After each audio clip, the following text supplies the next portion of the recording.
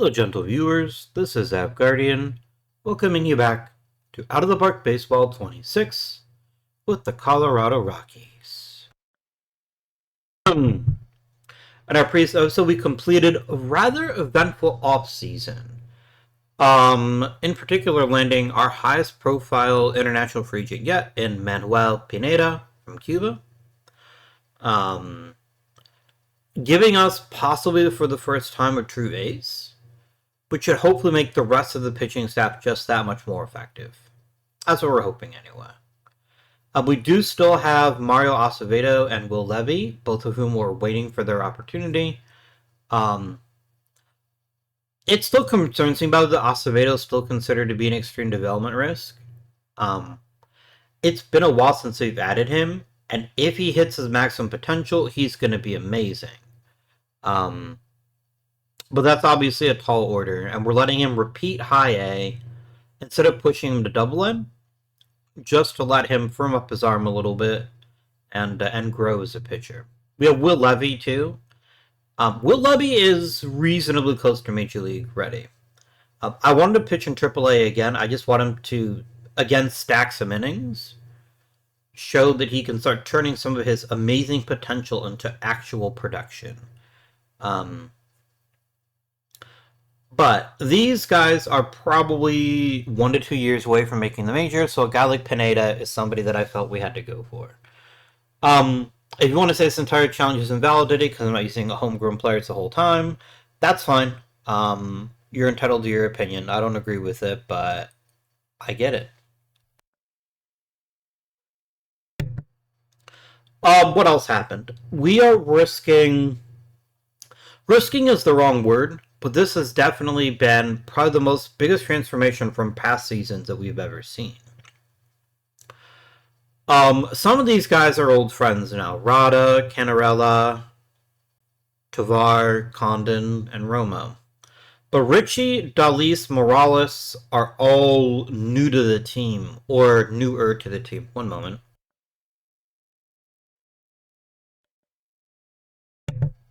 And that they've been on the team before, but they haven't had a very big role yet. Colin Ritchie is making his Major League debut, his first true rookie season.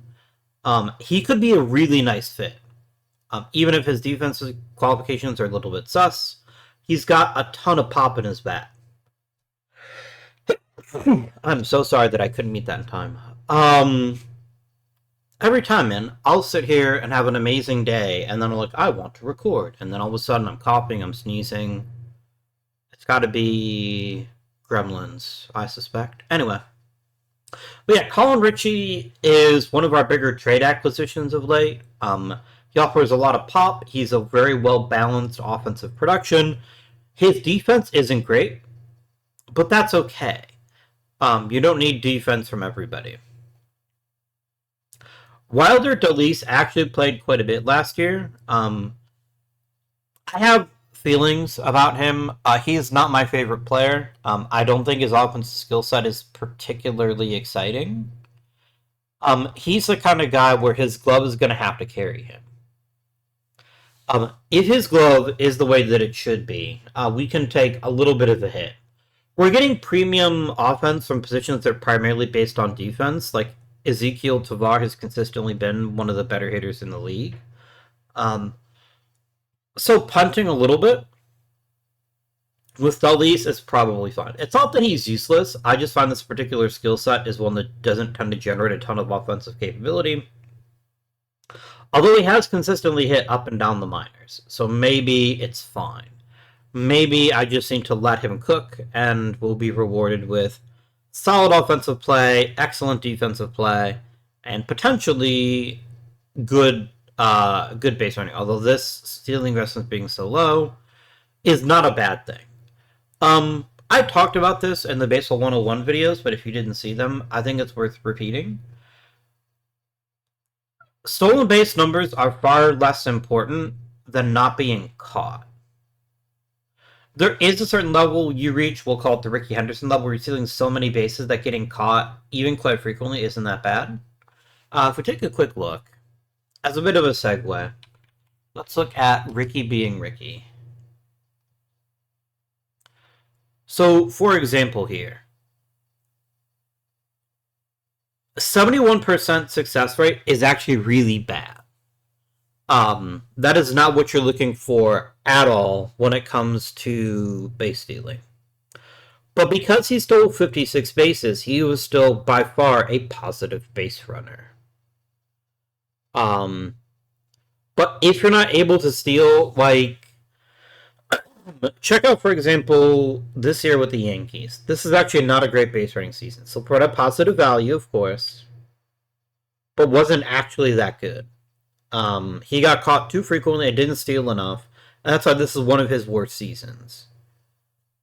Fortunately, he went back to his old ways, and yeah.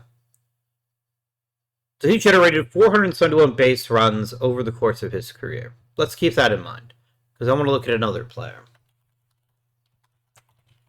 Wait, that might be somewhat comparable.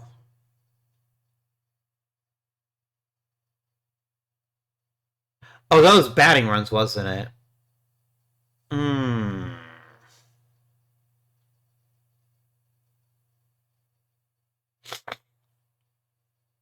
It doesn't track base running for historical players. I should have known that.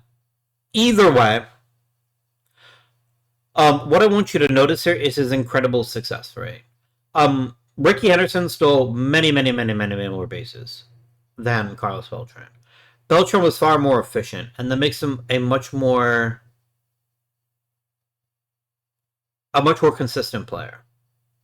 Even if his total base hits weren't as high, base running was a piece to his game, but it wasn't his entire game. Carlos Beltran was also known for being an excellent defender, something Ricky Henderson, I think he was good, but I think he relied a little bit too much on his speed to make plays, and he was never known for having a particularly strong arm, unlike Beltran. I'm not saying I want Beltran over Ricky Henderson, oh god no. But Ricky Henderson's secret weapon, so to speak, isn't his ability to steal bases, which is considerable. I'm not going to sit there and tell you that it's not. It's this. A career 401 on base average, on base percentage, is so incredibly fucking stupid in the best possible way. The steals are obviously a big part of his game, and they're very relevant. But making a great leadoff hitter isn't necessarily stealing a lot of bases. It's throwing lots of walks. It's hitting for a decent average. It's things like that make you truly exceptional. Rick Anderson is undoubtedly one of the best players of all time. Better than Carlos Beltran. That's not the point that I'm trying to make. The point that I'm trying to make is, unless you're stealing at Ricky Henderson volumes, you can't get away with a bad success rate. If you're stealing, conservatively, 100 bases a season, or close to it, that's no big deal. It's the question of, can you steal at a high enough volume to make even some occasional fuck-ups palatable? Let's bring it back home. Let's bring it back. We were talking about our good friend, Mr. Dalis here. So this is what I mean to say that when I said Dalis's low aggressiveness isn't necessarily a bad thing. If he is picking his spots well and he's stealing what in most needs to happen, it's going to have more impact. But it is going to mean that his base running, his UBR, isn't ever going to be terribly high. And that's not a bad thing. But if you can get value from multiple parts of your game, that's good. The other thing with Dalis that I think makes him almost indispensable is this. A captain at this age is going to be somebody, even if we turn him into a utility guy down the road, he's still going to be very exceptional. He's going to be a good, hardworking captain, and he's going to help us out. So, Morales is taking over at third base full time. I'm not going to get rid of Ryan McMahon. I don't have that kind of money to just ditch him. But this is his time to shine. And he's got a lot going for him. He's got a nice big thumper bat, which I'd love to see in third baseman. He's got enough contact that'll be able to put the ball into play enough to make his power usable. His ability to draw walks isn't amazing, but it's solid. And he is a pretty good third baseman. I don't think he's a long-term solution under any circumstances, but I do think he is a solution for now while other players get G'd up, so to speak.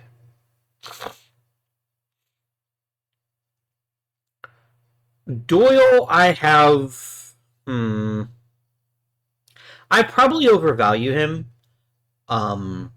We keep him under the back of our mind. Our $8 to $10 million per war is fair value.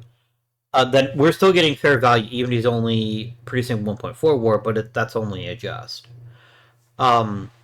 He makes a lot of his living off of his legs and his defense.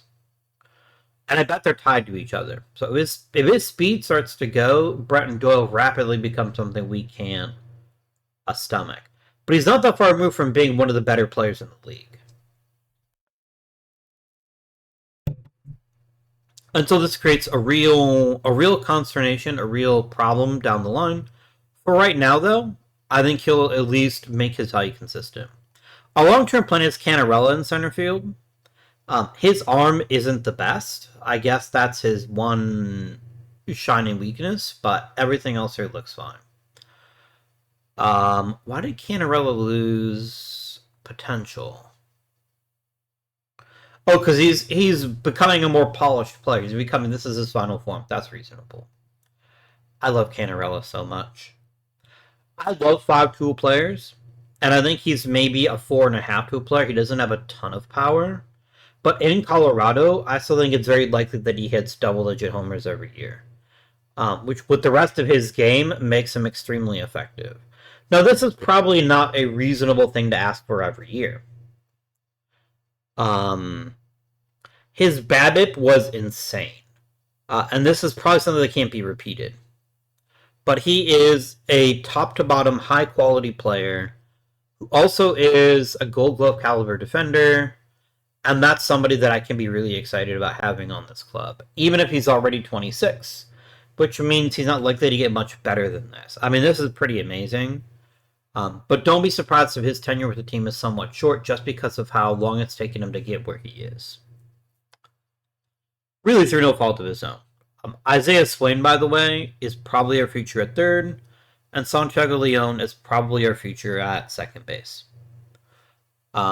Potentially. Santiago Leon also has the notable ability of being a captain. What I like more about him is he's a slightly better defender, he's a slightly better base runner, and his offensive skills are a little bit stronger overall. He had a really rough year in Double-A. He had a real struggle facing the older competition. We then took his middling success and then pushed him into AAA. I still think he'll be worth it, but it will probably need to leave him there for a year or two to really let him unlock everything. Isaiah Swain isn't a great third baseman, but the things he's good at are the things you want your third baseman to be good at. Arm strength is probably the most important thing as a third baseman. After that, it's not making errors. Range is great. There's some really rangy third basemen over the years. Scott Rowland comes to mind off the top of my head. But arm strength is key. Arm strength is how you get it done. Because you're making those difficult throws from third to first. Sometimes on the move. And if you can make an accurate, strong throw, you're going to be a really good third baseman. So his raw position rating is not that impressive, but it would be a shame to waste this incredible arm at first base. So his future, at least for now, is at third base. Yeah. Another minors guy. Sorry, we will actually start playing the game soon, but I wanted to talk about one more player. His name is Ty Head. Ty Head low-key ticks a lot of outfield boxes for me. Low-key. He is 24. He should not be in high A. But he struggled last season. And I want him to get at least a couple more rests, but he is a high likelihood to go from Double-A to the majors. Very high likelihood. Assuming he continues to develop the way that we expect that he will, he's going to be a very nice outfielder. Now, my outfield isn't bad right now. Cannarella's pretty special for now. Rada is the player who has to get better this year. He has to go back to his previous ways. Nelson Rada has the potential to be a really good leadoff guy. but not if he's not getting on base. A 227 average cannot happen again. I don't need to hit 300, but I definitely don't want to hit 227. Especially with a guy like Ty Head, there's a really good chance that Rada gets outclassed and that he is gone from this roster next season. Through no real fault of his own. I want to be aggressive with Head. I want him to get into AA this season, and I want him to start capitalizing. Because I think he could be really special. I think he's got a chance to be a really good impact bat, and I'm really excited about that. We've got some really good bats in this lineup, don't get me wrong, but we could always do better. I love a big contact guy. That would make me really happy. Somebody who's got 60 to 65 contact, puts the ball in play, makes problems for everybody else. Rounding out a roster, we have Dylan Dubovic, our two-way player. Had a bit of a rough year off the mound, but he barely pitched. He's got a potential to be a really nice lineup lengthener. He's a decent outfielder. He's got some offensive chops, and he's also a decent pitcher. Either one of his halves isn't that impressive on his own, but the fact he puts both in one roster spot makes him incredibly valuable. Edwin Brito was our Rule 5 pick. He offers some pretty nice thump off the bench, and maybe he can be a little bit more than that as time progresses. Our other backups include Ryan McMahon, who is a shell of his former self at this point. He's just not very good. He's a defensive third baseman that's lost a lot of his defense. His offensive skill set is nothing special. He strikes out way too damn much for a guy that doesn't have a ton of power anymore. His age-related decline has been very rapid. And this is almost certainly his last season with the Colorado Rockies. If I had a shit ton of money, I would just flat out cut him. But I don't have that option, obviously. And then, of course, we have Cole Carrick, the hardest working man in Major League Baseball, who just plays every position. I like him a lot, even if his offensive contributions are never consistent. I still think this is the kind of guy that he is a very solid utility guy. And there's nothing wrong with that. Every team needs quality utility guys. The fact that he packs a real punch on the base pass, the fact that he's a good defender at all these different positions, makes him extremely valuable. Even if he's never going to be starting. If he is starting, 84 games, that's not a great look for us. Something has gone pretty badly wrong. But it's still nice to have him. And then Bryant Milam had a pretty impressive rookie debut campaign. This is hard to produce this much value when you only start 56 games. It's not like Jerome's an old man either. He's 28. So for now, I'm going to enjoy that we have this kind of 1-2 punch behind the plate. But I think it's reasonable to assume that Milam is probably not a long-term solution in catcher. He could be. He absolutely could be, especially if Romo suffers from significant injuries, or if he loses a lot of his value, then a guy like Milam's going to get a pretty big shot. But he's going to want to get paid like a starter, and I cannot pay him like a starter. That is something that I'm not able to do with my current level of resources. Maybe someday, but for right now, not so much. Okay. Friends, I don't know about you. Oh, we didn't talk about pitching at all. Maybe I've been avoiding it deliberately. It's very possible. This is the pitching staff. And that's partly meant as a joke, but also there's a lot here going on. Let's start with Pineda. Our big swing of the bat. We've got him on a fairly reasonable salary for the next few seasons. We needed a workhorse. We need somebody that can come in here and just take over and give us a chance that if we make the postseason, which is a very reasonable possibility, we need somebody that can help us stay there. And a big starting pitcher like Pineda is what we need. That said, he is incredibly risky. This is an incredibly risky strategy, and it is an expensive contract. If he's ace-level production, then obviously he's a bargain. If he's a number 5 starter, then he's obviously a ripoff. We face a problem where we're so limited in our free agent selections that we have to overpay. We have to be in on guys like this, even if it means paying more than what they're worth. But maybe that's going to be good enough. Maybe that's fine. Justin Jarvis returns after 2 consecutive seasons of being a pretty solid pitcher. He's actually not that great, but what he is good at is something that we need, which is he keeps the ball down, and he doesn't throw a lot of. He doesn't walk a lot of hitters. His problem is none of his pitches are terribly effective. So he's probably got another good season or two, maybe. But he's still not somebody that I'm going to commit to for long term. But he's been very good last couple of seasons as someone who throws a lot of innings and doesn't give up a lot of damage. He keeps the ball in the yard, and that's something that you quite desperately need if you're a Colorado Rocky. Our other free agent signing from a season ago is Min Jun Shin. Kind of like Jarvis, actually. A very similar skill set.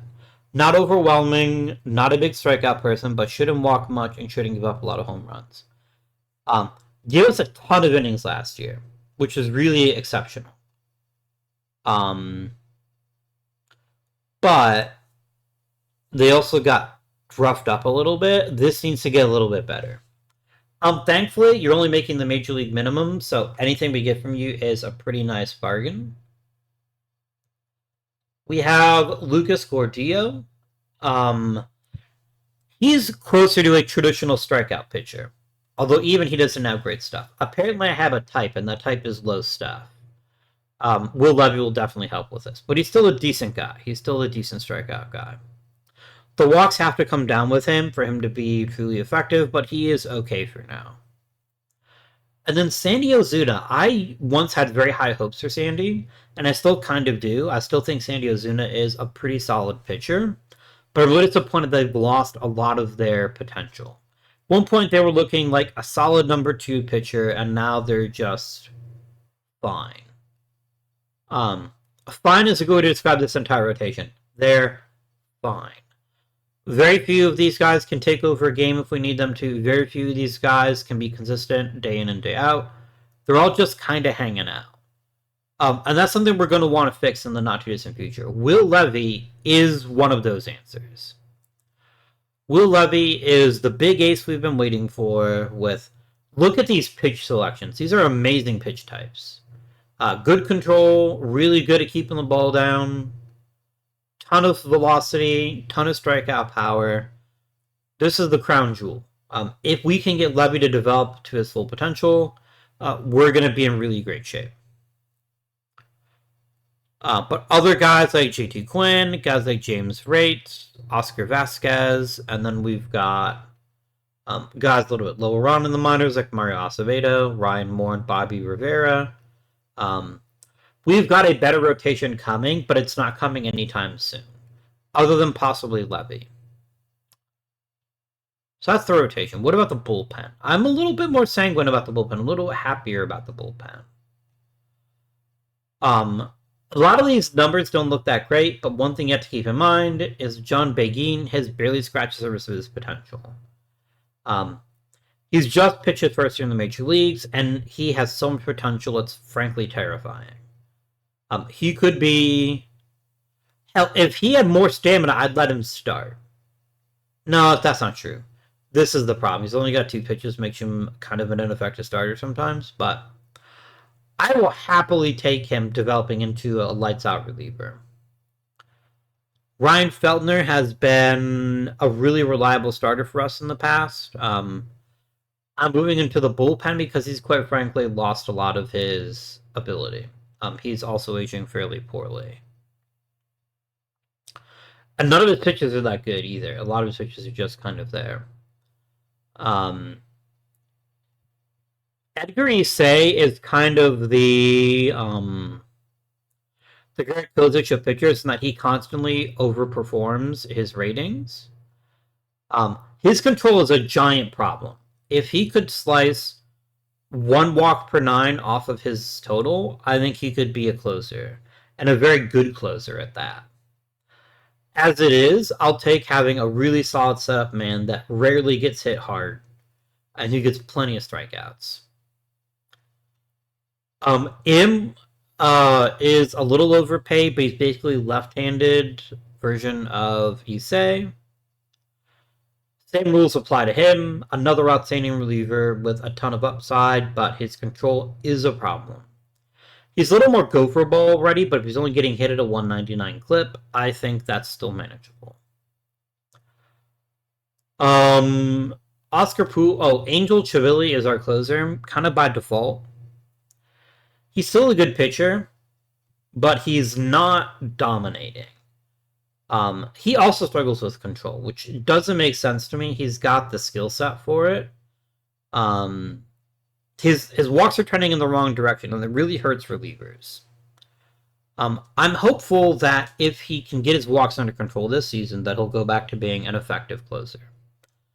His ERA is always going to be high. You can't really trust ERA in a place like Colorado just because of how easy it is to get extra bases, but Oscar Pujols is somebody that is getting his first chance in the major leagues. It might be a very short time in the majors, but he's such an interesting character. He's got tremendous stuff, but it's mostly because of his amazing curveball. Yeah, I don't know what to think about you. I could also make you into a starter at some point, I think would probably be reasonable. And then his skills would be even more magnified. But he's an exciting pitcher for sure. At least for now. And then Cooper McKeon. Cooper McKeon looks, if you just look at these numbers here, you're thinking he should be like a closer. And then you look at the breakdown. And righties eat his lunch. He's not useless against righties. I don't want to make that claim, but he is significantly worse against righties. And that's why we're protecting him the way that we are. I don't really want him facing righties unless there's no other option. But against lefties, he's quite effective. And I'm happy to keep him around for that purpose. We need to begin to grow very quickly. That's going to make the rest of this bullpen so much better. Begin becoming a closer means Chivilli gets to be a setup guy. And that's an awesome feeling. Awesome feeling. So our lineup's going to have to carry us. That's nothing new. Our pitching staff, I think, is fine. But I don't think it's going to be anything exceptional until Levy is ready to go. I don't want to ruin Levy's development just for the sake of getting a superficial shot to the arm. He's also not ready yet. He's just not ready. And rushing him to the majors isn't the solution that we're looking for. Let's go ahead and advance a month. Let's get our first month under our belts. Tafar has some back stiffness. That's probably going to affect his ability to play defense a little bit. Affects his base running. Why would a back injury affect only your base running? Like, back injuries are most notable for affecting your ability to hit for power. Intriguing. It's fun. I'm not going to mess with that for that. He'll either become more seriously injured, in which case I have to deal with it, or more likely he just soaks it and we move on. Nick Wagner trying to make his name heard. That's exciting. Eric Reddick is getting better. Dylan Jordan's getting better. Some nice improvement here. Johnny Slavinsky added a forkball. It's kind of cool. Bobby Rivera got better. Nice. Ryan Moore lost a little bit of potential, but that's mostly because he lost stamina as he started throwing harder. I'm willing to make that trade, personally. Let's simulate another month.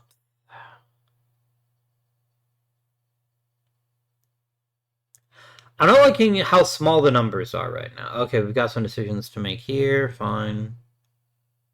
Alright, high A. We gotta get rid of Camacho, Pimentel, Mesa, and Ramon. Camacho kind of blows. We can just cut him.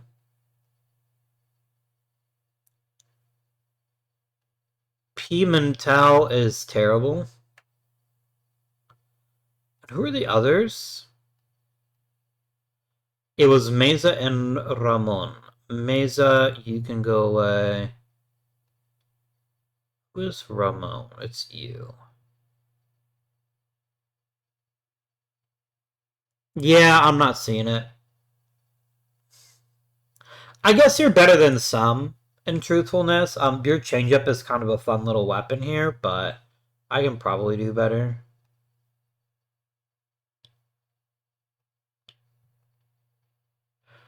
All right, let's promote some rookies.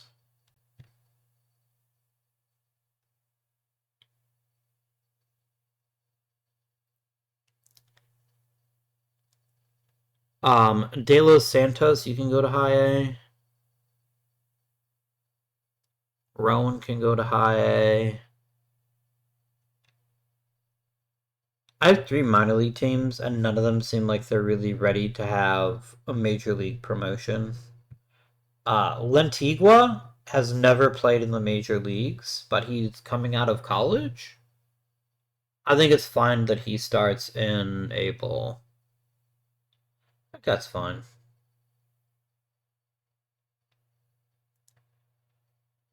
Sean Hildreth can go up to A-ball. Diamond can go to A-ball. Martinez can go to A-ball. Yeah, if you've already got the hash mark, that means they're technically eligible for the Rule 5. I think that means it's your time to get out of the Rookie League. Either you're not terribly exciting, I still think that has to happen. And then we're going to use Mendez, Chavez, Duda, Izquierda, Scorion, and Esquivel.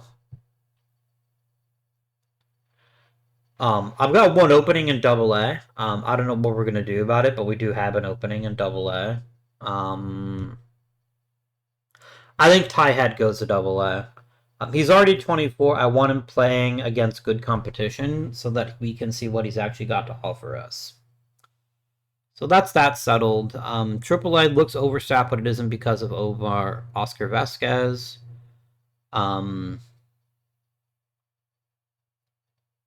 don't really want to put Vasquez in the major leagues. Now that I look at him, I'm kind of not that impressed.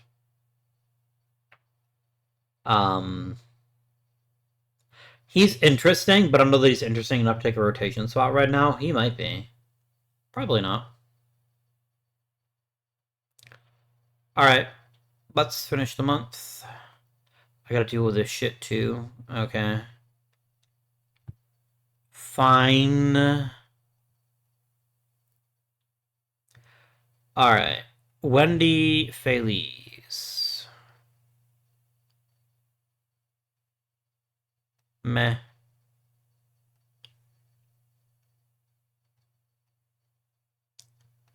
Austin Turkington. Where are you, Mr. Turkington? There you are. Mediocre reliever. We can cut you.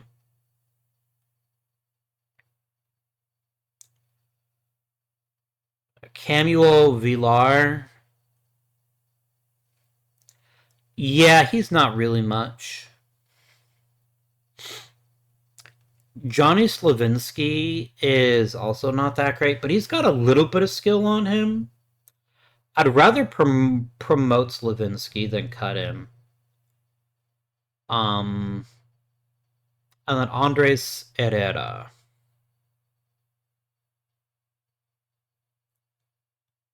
Nah. I literally just promoted him. Did not. No, I didn't. I'm thinking of someone else. Ignore me. And then Ruby, Mesa, Figueroa, Sandoval, and Gonzalez. All right, let's keep going. Yeah, we're not scoring very well. That concerns me. Concerns me a lot. It wants you to bring Oscar Vasquez up. I could just get rid of Feltner. Nobody wants him, right? Like, that's an impossibility that somebody actually wants him, right?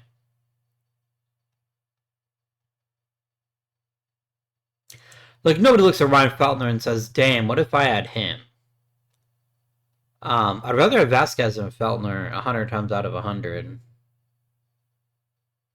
I could do my pools, I guess. I don't really want to, though.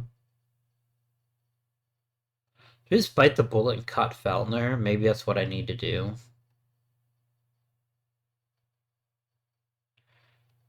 Oh, do I have the money? I do have the money. Yeah, let's get rid of Feltner. Sorry, bro. Father Time fucked you in the butt. Go ahead and just pay it now. And then Vasquez can get your spot as the emergency starter. There we go.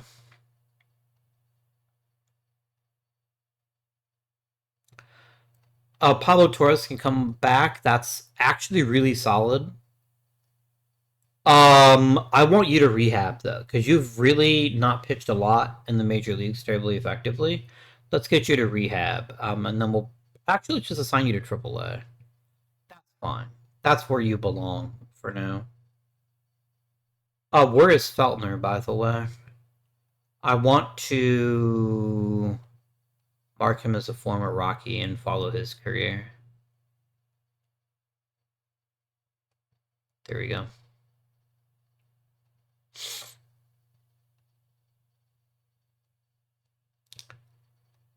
Bobby Rivera is out for the season already. That's really bad. That really sucks. Okay. I guess we hope that he can bounce back a bit, but that's really disappointing to me. Makes me sad. Oh, the Rocky or the Ice Tips are over their limit. That's fair. Does anybody want Drew Nelson? Maybe. It's not that it's a bad picture, it's not terribly exciting. Is somebody like, damn, Drew Nelson, what a perfect player for me. Here's my best prospect. Probably not, but maybe. Hey. A first baseman who can't hit for power is an interesting player, I guess. I don't know how I feel about it. I guess it's better than getting nothing, but it's not a lot better than getting nothing. Sure, Mr. Tambourine Man. Maybe you can help us out a bit. You're gonna miss 1 to 2 weeks, okay? That's fine.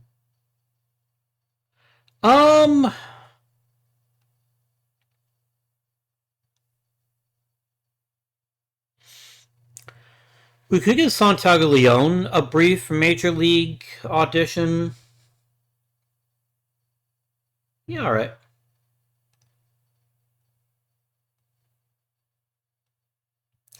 And then Leon is just going to slide right in to where Dalis was playing.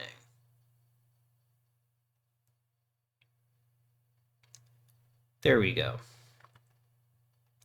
Cole Carrig is like, what the fuck do I have to do to get more opportunities? You have to suck less, is what you need to do. I'm sorry, that's not nice, but it's, yeah. That's fair. Oh, I need to sign him somewhere, my bad. Playing AAA. There we go. We got some catastrophic injuries, opens up some possibilities. Remember when Ariel Dahigo had a chance to be our third baseman of the future, he just keeps getting hurt? That's troubling. It's very troubling.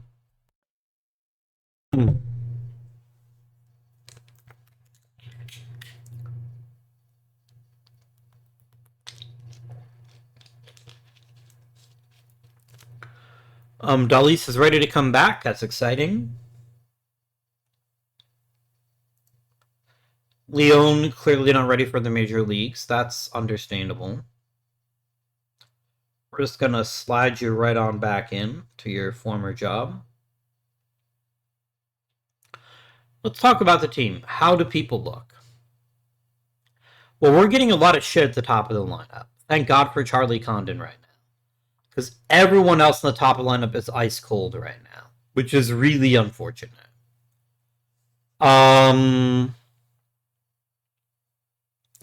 Delise and Morales are both pretty solid, actually. We haven't really had that many at bats yet, though. I probably shouldn't overreact, but this is not encouraging to me. The entire top of the lineup is ice cold. I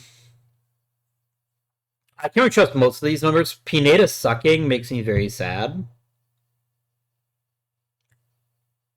It looks like he's maybe being victimized by bad defense, though. 272 batting average is not ideal. Hopefully he's able to get that under control. We're just gonna let it ride for right now. There's not really gonna be any drastic changes we're gonna make right now. But we can talk more about that later. Vasquez is already getting worse. That's not a great look. Ozuna throwing less is not good either. Throwing for less velocity. Levy is continuing to improve, but it's mostly based on his raw potential, which I have no problem with, but I want someone who's a little bit more major league ready. Maybe he'll get there. I would be very surprised if I don't... Oh, wow, McCollum just completely washed out.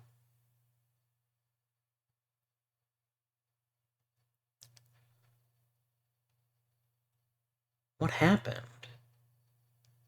Like, you added a slight bit of velocity, and all of a sudden you're a complete dumpster fire.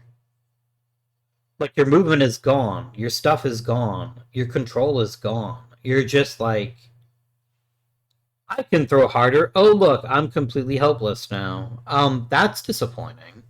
Maybe it's just like a little bit of an adjustment as you see the higher velocity, and it'll eventually pick it back up. But for right now, that makes me kind of sad. Makes me kind of sad. Let's just play another month. I don't make any drastic decisions. It's very unlike the top 11 to be that bad. So I think it's fine giving them some time to figure it out. They got a 10-game RBI streak. Another achievement unlocked. Nice. I'm a pretty big achievement hunter in games, but I don't like it in OOTP because some of them are based on perfect team. And I just don't like perfect team. So, Canarolla's going to miss a week. That's okay.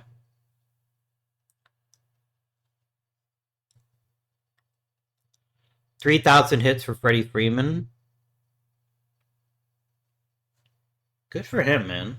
Good for him. 5 hits for Cannarella. Nice. He's still pretty cold, but he is getting less cold as the season progresses. I'm kind of surprised at how bad we have been offensively this season. That's really unfortunate. Ross is getting better. Dubovic is getting better. Brito is getting better. A bunch of guys are getting a little bit worse. Isaiah Swain is getting better. Okay, I'm listening. Archula is getting better. Ty Head is getting better. His current power is improving, which is very welcome. That's very, very nice. Nice. Okay. I don't have any permanent spots open, so I don't really feel the need to rejuggle the minor leagues right now, unless I'm going to promote someone to the majors. I think Levy needs more time. But when rosters expand, he's getting called up. That's a decision that I've made. He's going to get called up when rosters expand. Pablo Torres is probably better than some of my current relievers. That's maybe a discussion we can have. Peanut is already getting worse. This is already looking like not a great contract. He is doing what we asked him to. He's being a very effective pitcher, which is something that we needed, but we're paying for the privilege. How's it look now? It's better. It's still not great, but it is better. Alright, Rada. Any skills you once had seem to be completely gone. I think you just need to be replaced. But whomst is ready for a promotion? Not really anyone. I mean, quite honestly, Ty Head is probably the best outfielder I could come up with on short notice. Rada's not getting it done. He's just not.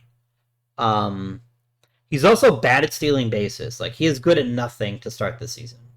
And that really sucks because I think the world of him, and I think he was a nice piece when we had him. But we need to replace him. We need to replace him with somebody that's much more consistent offensively.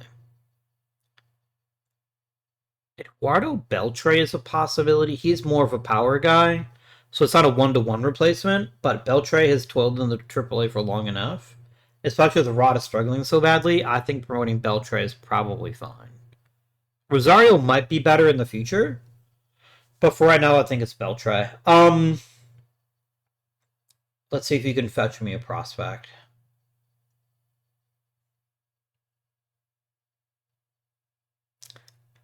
You can fetch me a prospect. You could possibly fetch me multiple prospects.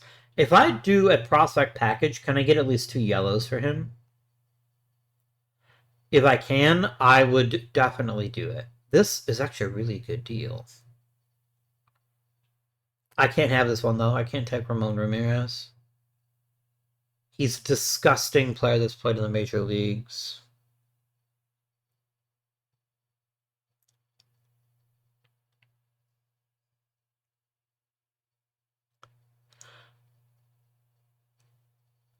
Can I drop Ramirez? I would do this for just Carlson. Carlson's a really good reliever. He's got a ton of upside. Alcantara is whatever, but I think this is fine. Let's just make this trade. Alright. Eduardo Beltre gets promoted. I could push Ty Hunter or Ty Hatton into AAA. Let's do it. Let's get him on that rocket ship. Who goes up to AA now?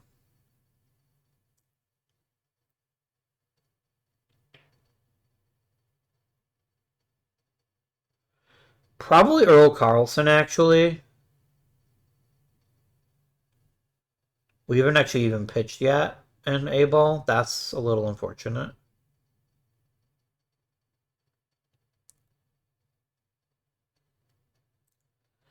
I think promoting Ryan Moore is probably fine. I think that's something I can get behind. I do want an outfielder, though.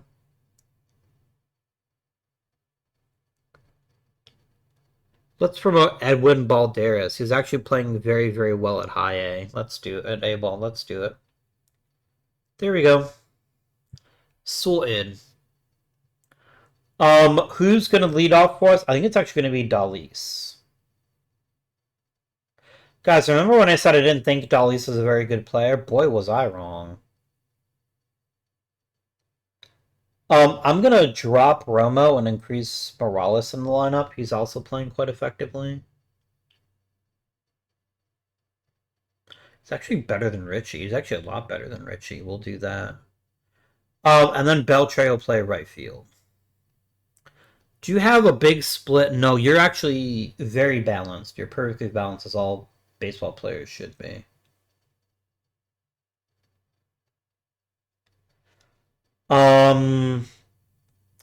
Dalis hits leadoff. Morales hits over Romo and Richie. And then Beltre plays right field. There you go. Sorted. I'm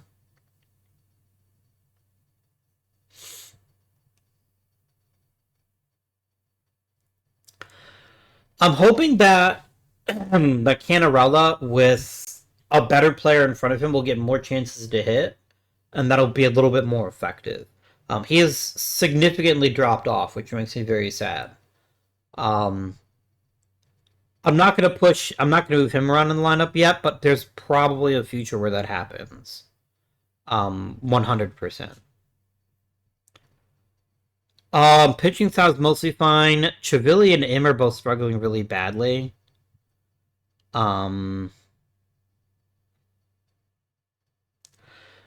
Chivilli walking people is really frustrating to me. Like, his promo says he should not be walking pitchers to the extent that he is, but he can't stop himself. His circuits have also completely disintegrated. Despite people not hitting him all that frequently, he's getting clobbered. I cannot let him persist as the closer. That can't happen.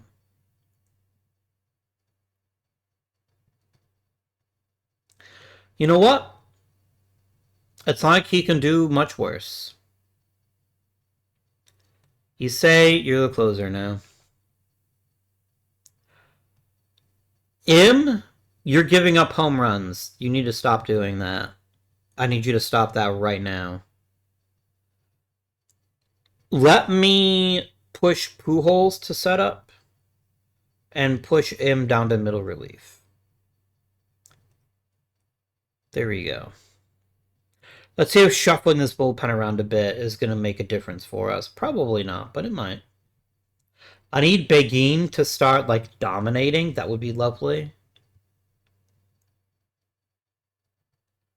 Alright. That's enough for now. Let's advance up to the draft combine. Kinnerell's been hurt a lot this year. I wonder if that's why he's not playing as well. He's fighting through injuries more. It's happened before. Oh, Rodden needs to be a former Rocky.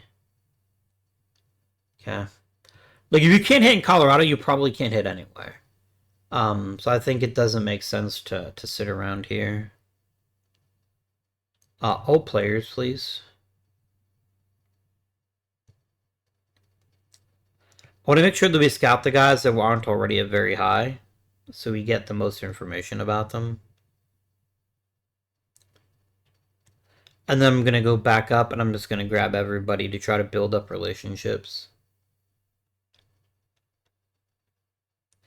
Yeah, back up to the top. Good year for catchers, it would seem. I'm not doing what I did in the past. It seems like because my scouting accuracy is so high to begin with, I'm just not going to keep cycling people through. I don't think it makes that much of a difference anymore. Just going to simulate until the end of June. Oh, not enough people? That's true. I don't. Because it's the Dominican Summer League, I'm going to go ahead and turn on Ghost Players for that. I think that's fine.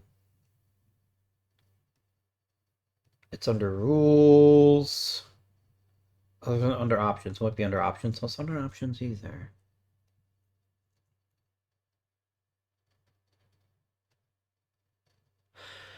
Oh, do you need to put? You might need to put Ghost Players on at the Major League level in the rules. Yeah, that's fine. There it goes.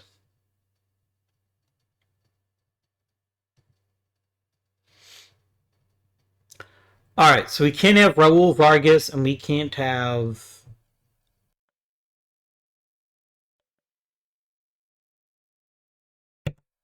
And we can't have Jacomino Rodriguez anymore. Rodriguez is okay. I guess we could promote him to Abel. That's fine. Who's the other guy? It was something else. Raul Vargas. He's alright. We can promote him too. I also want to go to the international complex real fast, and we want to start getting some people promoted there. Yeah, everyone that's 19 should be promoted.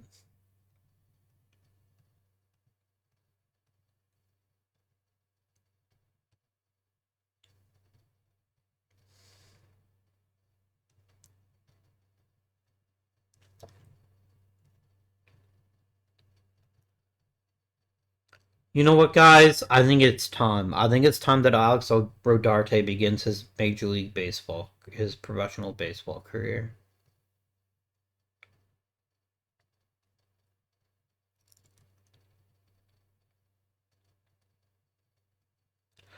Yeah, once you're 18, it's probably fine to promote somebody to the majors, or to the pros, rather. There you go. I'm going to promote you guys too, and then this should easily fill out our rosters here.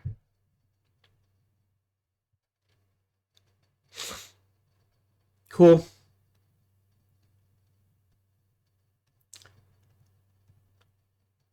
Dylan Jordan just threw a no-hitter. That's pretty exciting. That's a cool moment, no matter where you do it, right?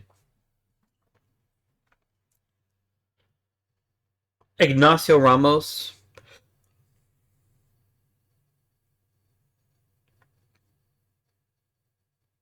Okay. A ball it is for you.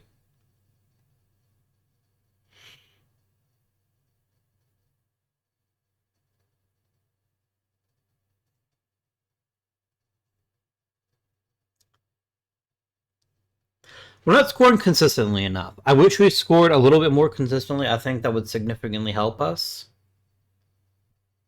I mean, he's not even playing third base for us, but sure. I guess that's okay. All right.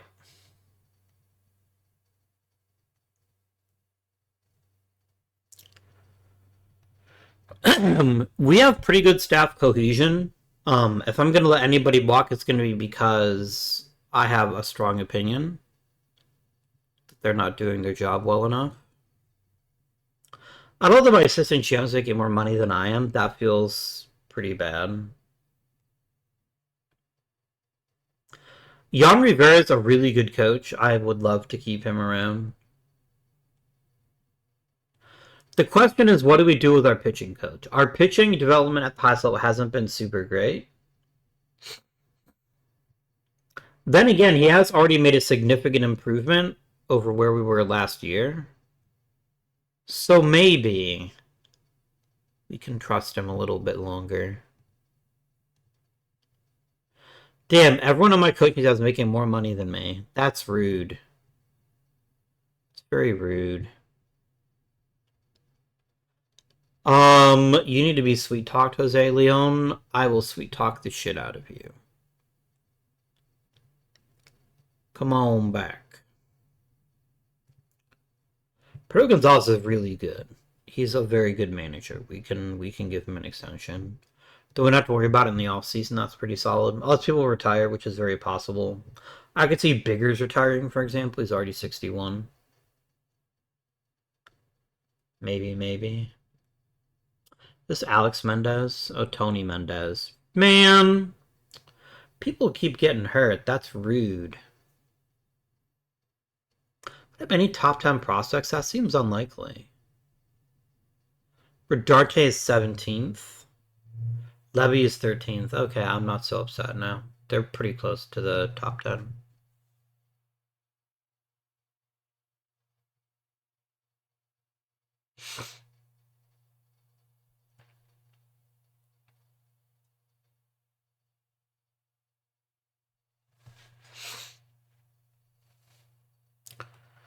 Player development. Pineda got a little bit better. Gordillo and Beguin got better. Richie got slightly worse, but is actually a better hitter. Swing got better. Other people just got slightly better in one direction or the other. Nothing too wild here. Okay. Tovar's Player of the Week. That's pretty exciting. Condon best hitter in the majors for this month. That makes sense to me. Okay. The lineup is finally looking like what I expected it would look like. We're starting to click on most cylinders. Not all cylinders, but most cylinders. Pujols has really struggled. Now, I do notice that since we took Chivilli out of the closer role, he has significantly shaved down his ERA. He's still not a great pitcher, but he's getting better. But we have a lot of pitchers that aren't pitching particularly well.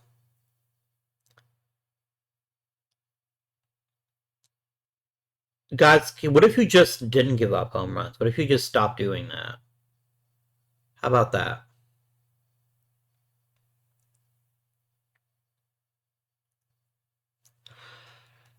Dalis has been a lovely surprise that I never would have guessed in a million years. He's kind of like last year's Canarella, although this year's Canarella is finally getting better. He's still not great, but he is getting better. Hopefully he can continue to build on what he's done so far. Tovar is back to him. Morales looks like a really solid find. Morales looks like he's a pretty good third baseman. Condon is crushing baseballs, which you'd love to see. I could agree to that for even more, but I think we can at least accept that this is a lineup that looks much more like what I was expecting. Beltre has been fine. I think there's more to it, but I think for right now it's acceptable. I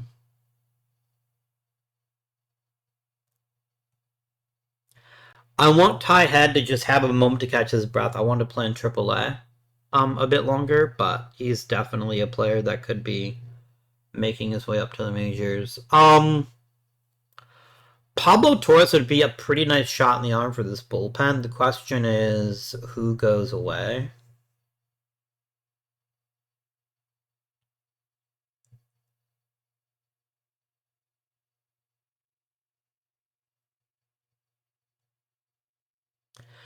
Nobody's gonna want him, right? Like that's not something that can happen. Let's find out if anybody wants him. Probably not. Probably people are gonna be like, "What the fuck is wrong with you? Why would I ever want to trade for him?" But maybe they're, yeah, that's fine. What if I eat half his salary? Does that make anybody excited? Maybe. 75% of his salary. I could just demote him, I guess, and then promote Pablo Torres. Maybe that's the solution here. Yeah, let's just set him to the minors and promote Torres.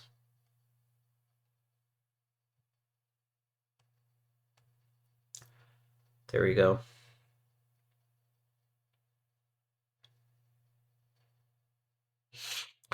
I am going to promote Begin to set up.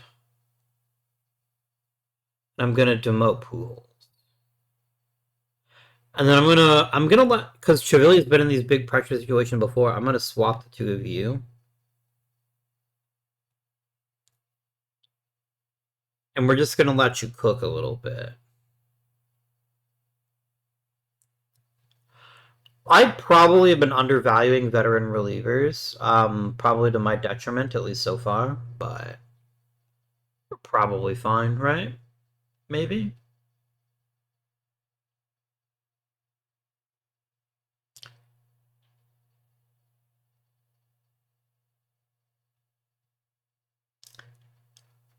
Adrian Gomez is out for the year. Wilder Dalis won Player of the Week. He's got a good chance to be Rookie of the Year, which is pretty exciting. All right, let's get drafted, guys. Let's retool our minor leagues.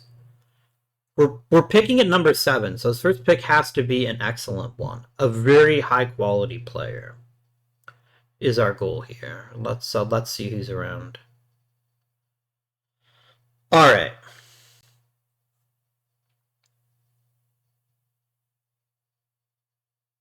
Let's look at Mike Ahern. Mike Ahern is a pretty fantastic offensive prospect. Like, top to bottom, he's really good. Good adaptability, good work ethic, but he happens to play first base. I don't think it's very likely to happen. I don't think he's likely to get a chance to play in the majors, given our current situation here.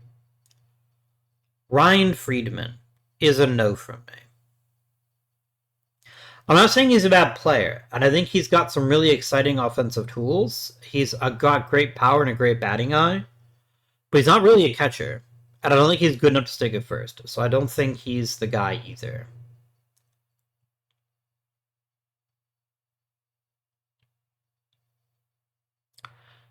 He's kind of dumb, but he is an outstanding infielder with an incredibly well-rounded offensive package. Just so well-rounded. I guess he doesn't for much power, but he's a really good base stealer. He has good defense. He's perfect. I think Motoyasu Yasukawa is the pick here. I guess I can look at Troutvetter as well. Really interesting type of player, but not a third baseman. Being okay outfielder. I guess Troutvetter is also pretty solid. But if I would choose between two guys, one of whom is pretty good and one of whom is extremely good, but take the extremely good guy, even if he's a little bit dumber. Welcome to the team, my friend. Okay. So we want Mike Wilson. Do I want Mike Wilson? Probably. Probably.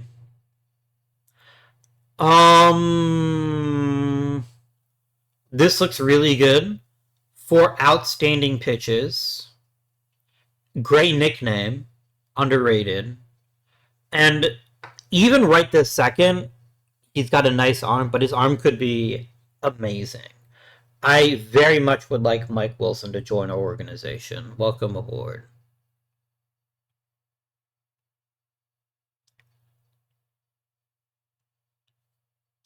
Why is Joel Ware rated that highly if he's already down to the 3rd round? Because he's a terrible catcher. I see. I could turn him into a mediocre outfielder, and he's so well-rounded offensively, I kind of like that opportunity. So I think, you know what we'll do? We'll pick him up. Maybe we'll learn how to be a better catcher. It's happened before.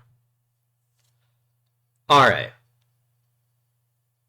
You actually want me to take a reliever at this point. Is Kyle Young that special? Kyle Young is really good. He is really, really good. I think he'll still be there if I wait around. I don't think he's going to be that attractive. What's Matt Hunter's deal?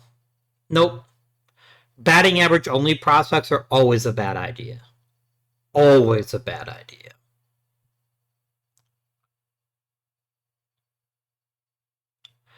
I don't like your stamina, but I like your pitches. You've got a nice mix of combo here. You're adaptable. Your arm's already almost a finished product, although throwing this hard when you're under 6 foot might be a warning sign, maybe. But he's a really good pitcher, and we need as much pitching talent in the system as we can get. I think Ryan Miller is perfectly fine. Let's grab him.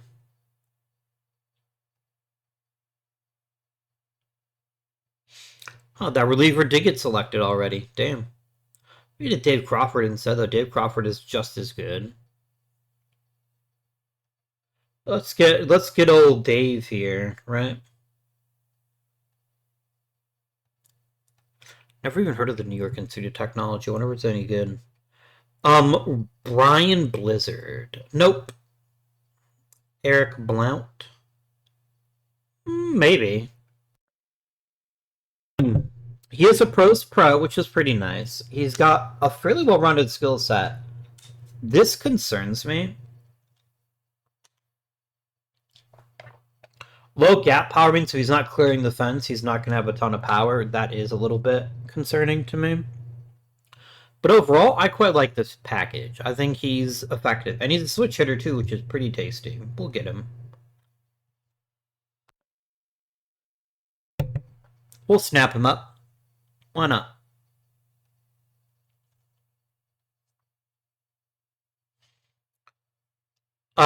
Can Mark Monty handle the infield? He certainly can't. Ah.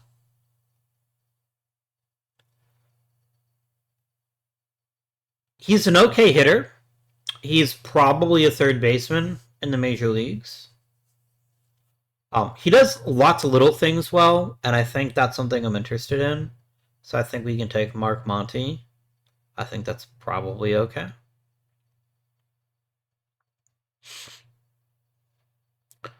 You want me to take Dustin Holland. Is he that good? He's extremely good. But boy, is he dumb.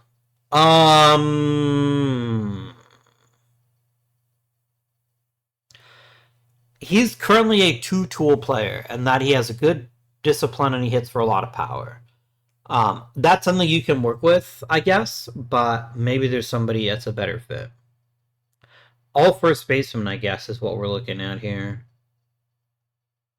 Julio Mendigutia.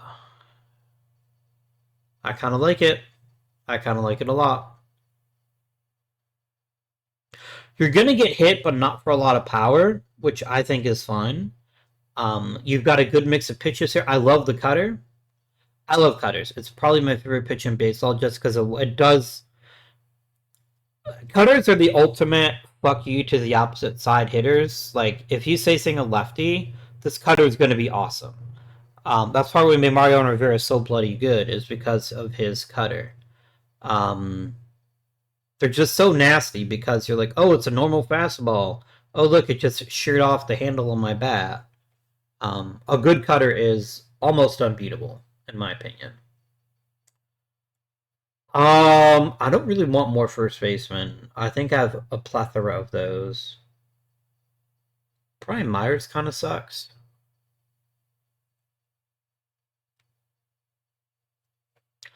Ryan Temple is real good. I think he's an excellent fit. Let's grab him. Done. All right, guys, we're halfway through the draft almost. Let's talk to people here. Steve Dvorakowski. Good velocity, fastball, curveball. He's a garden variety reliever, and I don't hate that. Let's get him. We can enjoy a garden variety reliever every now and again as a treat. It's Doug Fisher as opposed to Dog Fister. Oh my, one of the most embarrassing typos in a game. In case you don't know who I'm talking about, Doug Fister was a pitcher for the Tigers way back when. But somebody did a typo that said his name was Dog Fister, which I think creates a very problematic image. Yeah. If you don't know what I mean, you're probably better off not knowing. We'll grab Eric Pickett. I can use me a good old velocity reliever. That's pretty solid. Who's got really good movement? Who's really good at preventing home runs? We like Joel Caddison. I personally don't see a ton of appeal here, but you know what? I'm willing to try it.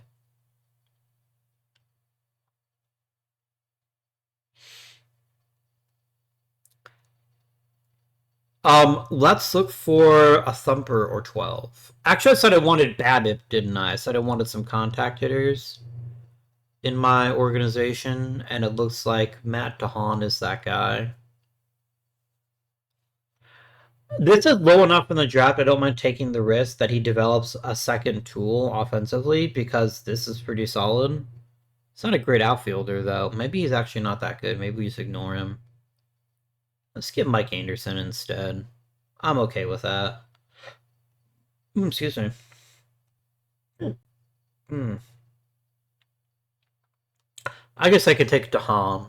I guess we can try him out in the 14th round. Sure. Let's take Billy Held. Let's take the Elite Power Bat if he's still around. He's not. Somebody grabbed him up. That's probably fine. Let me get Vince Max Powers. And next pick. And let's get a really good defensive guy.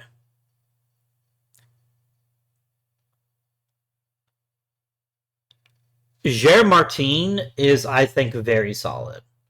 Very, very solid. Good speed. He's error prone, though. That does concern me. He's not as good a defender as he appears to be.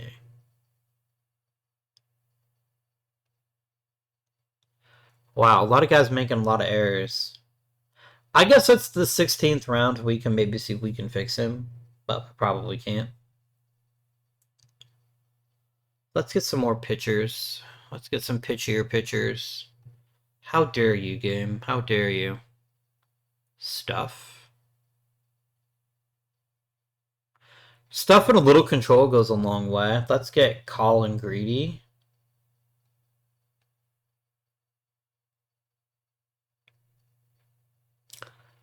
Let's grab Jason Bryan. Let's get some more hitters, I think.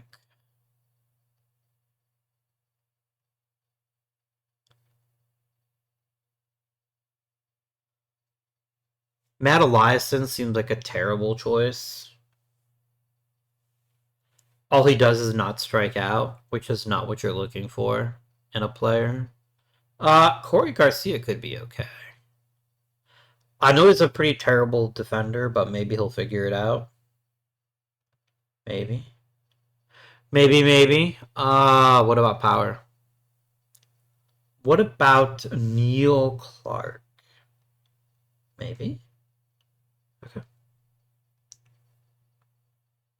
This was an expensive draft, but I think we added a lot of talent to our system. I think we added a lot of talent to our system here.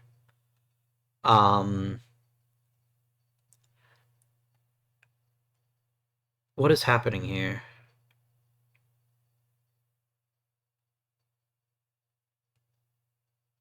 Oh, I'm over my draft budget. That's rude.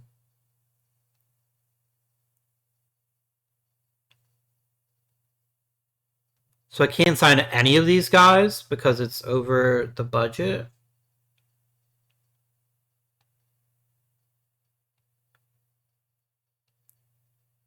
So I can't even offer him a $1 bonus, so you just draft all those guys for nothing. That sucks. I mean, I guess it makes sense. It's a very top-heavy draft class, but this is really unfortunate. There's a really good player we're just not going to get a hold of because of the fact that we went over the budget. I think Yasukawa is worth it, though. I think he makes this a pretty solid class. Really well-rounded infielder that has a chance to be pretty spectacular. That's a bummer, guys. I'm a little bummed out that I can't sign half my draft class because the owner's being a fucking dick about it.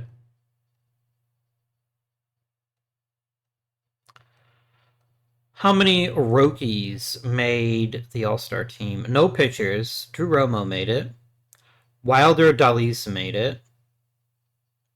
And Charlie Condon made it. That's fair. I really didn't expect a pitcher to make it, although there are some pretty lousy pitchers here. I'm okay with that. Will Levy, Will Levy is dominating in AAA, guys. Is it time? It might be time. It might be time.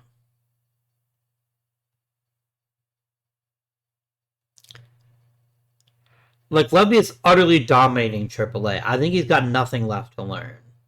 He's already a 44 overall, which is better than some of my starters. How do I open up a rotation spot? It's probably Justin Jarvis, actually, is the one that probably goes. He's already 30, which means he doesn't have a ton left in the tank in terms of further development. Does anybody want Justin Jarvis? Or do we... Do we send down Ozuna? Do we send down Pujols? I think we send down Pujols. Call up Levy. Levy instantly gets a rotation spot. I think we'll give him Sandy Ozuna's. And then we make Sandy Ozuna into a long reliever, middle reliever. For now, stretch out the bullpen some. I think that's fine. Or is Ozuna actually better than Justin Jarvis? Ozuna would actually be better than Justin Jarvis. They're about the same. If they're about the same, I'm going to pitch Ozuna over Jarvis. I think that's fine.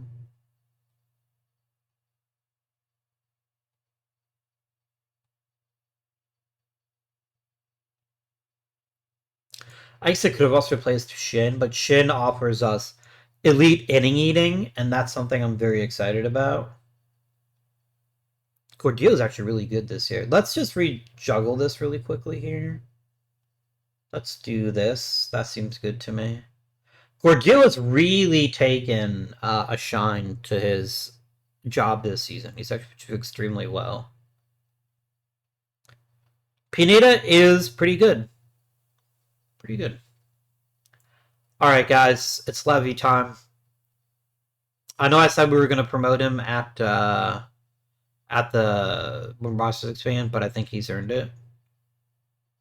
Look, if you're dominating the Pacific Coast League that hard, You're very clearly ready for Major League action, in my opinion.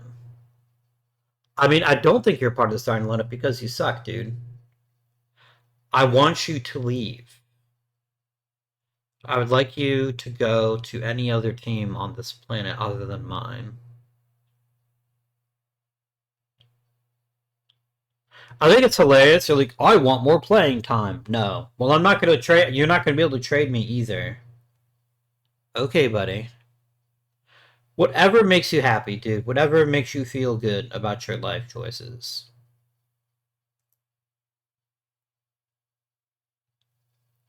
Matt Gorski looks like a Major League Baseball player. That's not going to happen, bro. That'll never happen. It's Victor Vodnik. Hey, he's still cooking, sorta, kinda, maybe. What could we most use?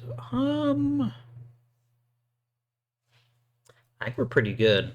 I think we're actually very solid from top to bottom, lineup wise. I mean, a big market starting pitcher would make me pretty excited, but I don't think there are any. Or a nice high quality reliever would also be pretty tasty. I'm a little bummed out I don't get to keep my, I don't get to sign most of my free agent class, my draft class. That's kind of lame. I mean, it is what it is, I guess, but it is still kind of lame.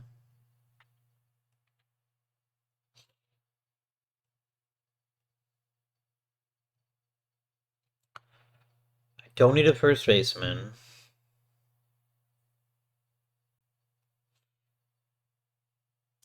Grant Holman is pretty good, and he's also very cheap. But he's also a Major League Baseball player, so I can't have him.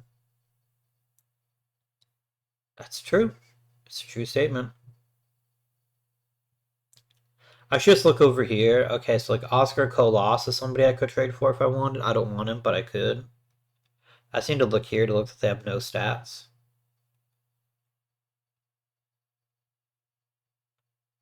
Is this the Jose Ramirez or just a Jose Ramirez? Who's played in the major leagues, so he is scum. The scummiest of scum. Yeah, there ain't nothing here to get excited about. Bit of a shame, really. Does anybody want Ryan McMahon? It seems pretty unlikely, but I guess it's possible. Well, Ryan McMahon, let me even trade him. Nope. He's like, fuck you. You know what? I can respect that.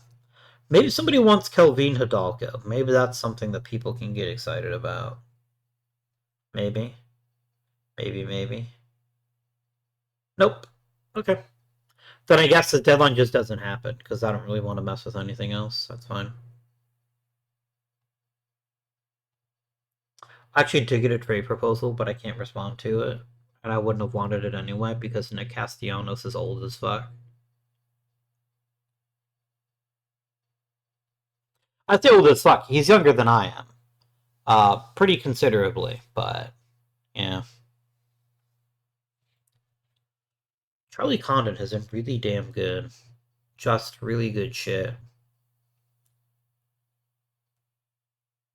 I don't like him losing gap power a lot. I think gap power is nice to have. What makes gap power good? It bails you out in case you don't have the uppercut that you want. It's somebody that can hit line drives where they need to go, and that's pretty exciting. And that's a good thing to have in your club for sure. For certain, Colin Ritchie got Rookie of the Month. Nice.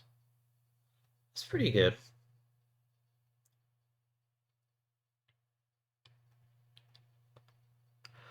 Colin Ritchie hasn't been the raw power I was hoping for. He's been useful, but he hasn't been what I hoped he would be.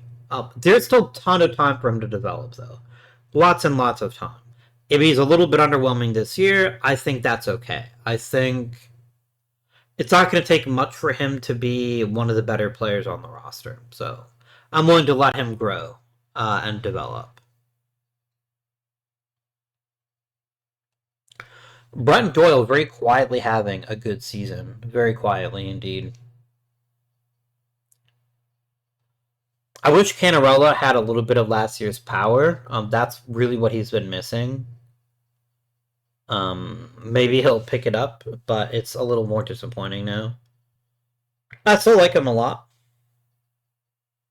but he's probably cost himself millions of dollars.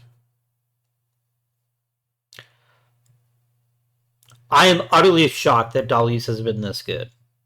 Utterly shocked. I didn't think he had it in him. It's probably stupid to assume that he'll do this every season, but I will happily take what I'm getting from him right now. 100%.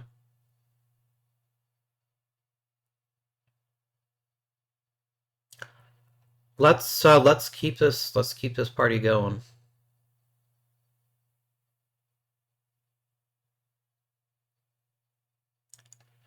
I mean, he's not going to get better if he's hurt, that's for sure. Alright, so I'm looking for the very best hitter I have in the minor leagues. Almost regardless of position.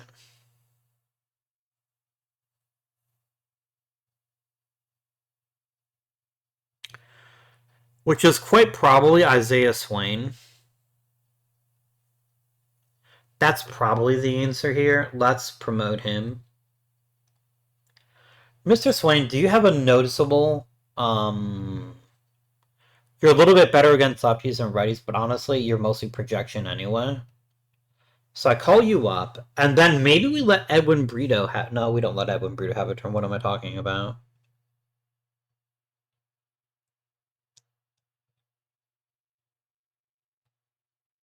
Let's let Ryan McMahon DH. At least against lefties. He's hitting okay this season. That's fine. And let's let Dubovik get some DH time in.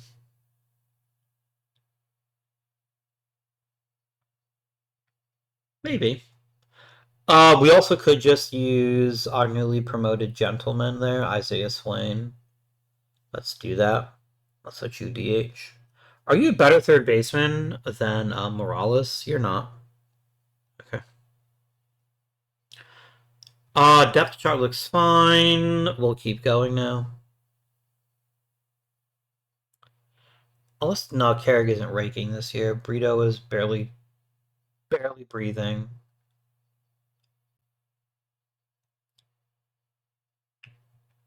Milam is a really good hitter. He's a pro's pro. And I like the fact that Romo now gets more breaks.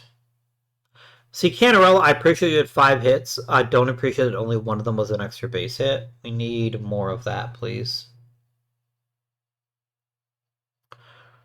So, assuming a couple things here, Richie should be back for the postseason, which I think is good. I think it's nice to have him around.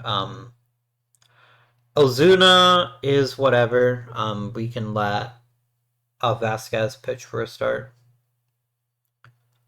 You're now going to be out another week. That's acceptable. That's reasonable. That's fine. That's why you have an emergency starter in your bullpen at all times.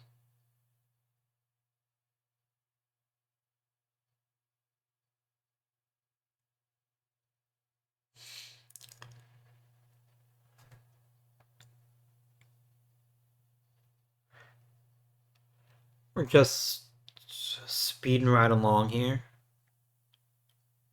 Nice, 15 runs for Canarella. That's pretty exciting.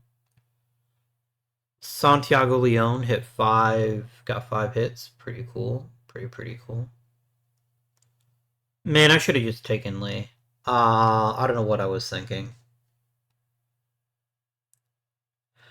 Archuleta, low-key, has had a really good year in Double-A. Like, really good. So good, in fact, I think we're going to promote him. I like recognizing players that have great seasons, and he definitely has had one. Welcome to AAA. Let's take a quick moment now, and let's... No, I'm not going to promote too many people here. How's Acevedo done? Okay, guys, he's done it 2 years in a row. I don't know how much longer I can keep him in high A. I am very concerned about him. There's a very large variance for where he can end up. He could end up being one of the best pitchers in Major League history, and he could blow out his arm in Double-A. But I feel like after 2 consecutive seasons of very good play in high A, he's got nothing left to learn that we have to promote him. Whether we want to or not, kinda. You know?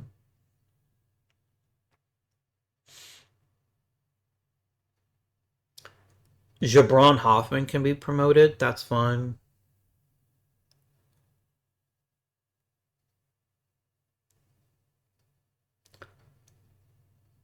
We could promote these two guys. Sure.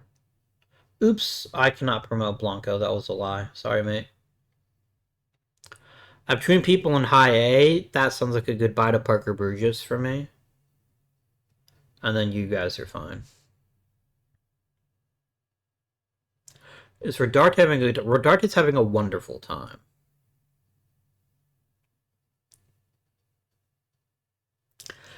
Do we maybe promote him to A ball? Maybe. Probably next season, actually. Let's give it some time. Let's give it time. Our low minors are looking really good. Like, really, really good. Which is exciting to see. It's very exciting.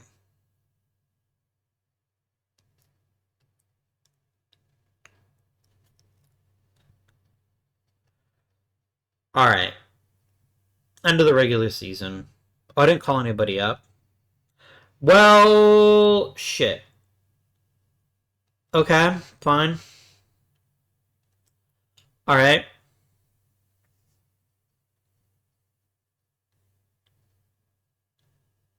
You know who deserves to make his Major League debut this season? Grady Emerson does.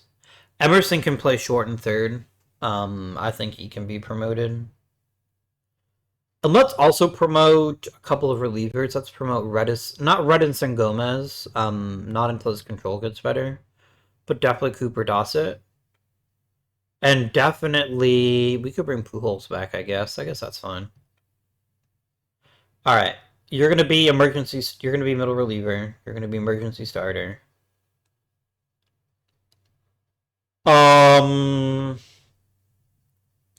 I guess Isaiah Swain, welcome to the big leagues. You're playing every day now.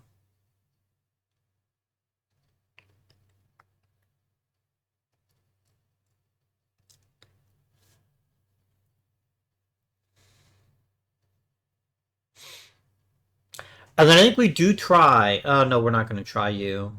We're you. You know what? What if we did take Milam and made him the DH? What if we did that? I'm going to go ahead and recalculate our depth charts here because I want to see how much they play Grady Emerson. Okay. I'm not playing Carrick over fucking Swain. I get it, the Carrick's really good third baseman. I get what you're trying to do there. But Swain offers us more power. And I don't want Carrick starting. Like, ever. We can start Emerson every 10 games if you want, but I'm not starting Carrick.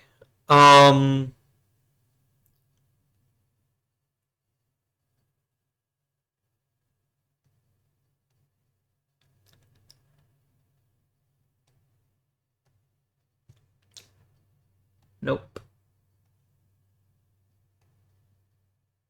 You can start once a week if you want. I am not playing Brito over Beltre, because Beltre has actually produced. Brito has not. He's also barely played. I guess you can make the argument that if we did try Brito, we'd be impressed with the results. Maybe we would, maybe we wouldn't. I'm just going to ride with Beltre for right now, but it's very possible that Brito gets a bigger role if the right circumstances were to happen. I'm really bummed out by losing Morales, by the way. I thought Morales played very well for me. Not perfectly, but I think he showed that he can at least handle third base. And I think that's very valuable. But he's out for the season. I'm not even going to bother putting him on the IL. I have plenty of pitchers that can take over your start. So, yeah. We didn't get any comp picks. I'm still very grouchy that I didn't get to keep most of my draft class because I guess I spent too money at the top of the draft. Worth it. No regrets. Pujols is going to miss 2 weeks now as well. I mean, I don't really care. He wasn't going to make the postseason roster anyway. I just can't be bothered right now. Richie back is actually ginormous. Grady Emerson, I know you appreciated your time in the major leagues, but you're gone now. Okay. Does Richie play third base over Swain? I think that's a hard no. I don't think that's going to happen. So Richie is, however, going to take over Ryan McMahon's spot. We instantly become a better team when he's DHing. This means I don't have to blow out our catcher's business. So yes, this is the right decision. Love this for us. And then Carrig is going to slide over here.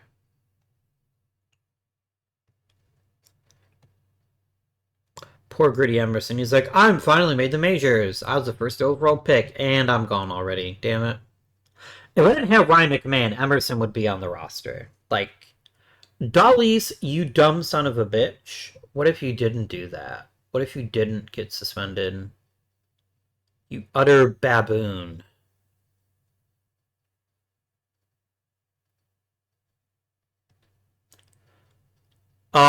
We lost a hitting coach at the lowest levels. We can quickly grab ourselves a new one. An even more hittingest coach, I think. Like, what if I taught you how to hit baseballs? And they're all like, no way, bro. I would love to get Walt McKeel as... Oops. I wanted you to be a hitting coach. Sorry, mate.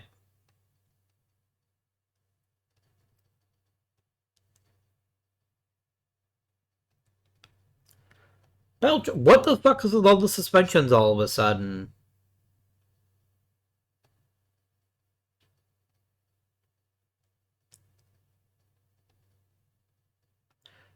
Instantly got a contract. Lovely.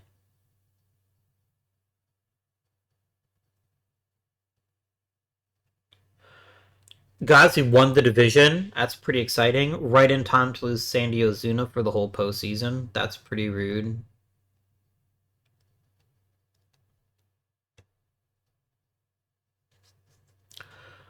I want to make sure that we can at least make it to the end of the season. So let's go ahead and grab up Mr. Hoffman here. And then Oscar Vasquez, I think, has earned the right to start at least a couple times for the rest of the season. Probably. Maybe. Maybe. Okay.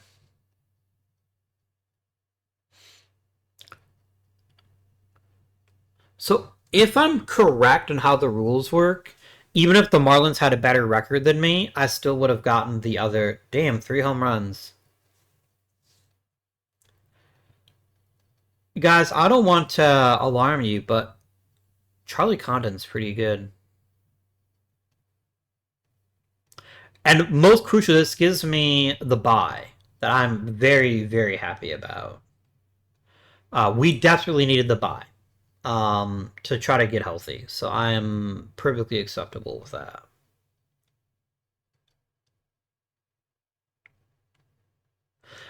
Leaving Beltre off the postseason roster feels rude.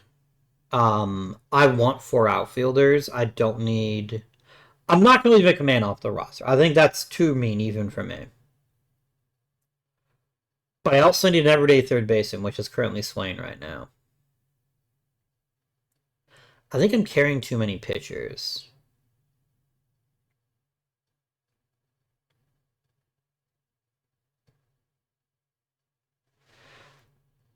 I do not need 14 pitchers. Let me drop Oscar Pujols from the postseason roster so we can add on Beltre.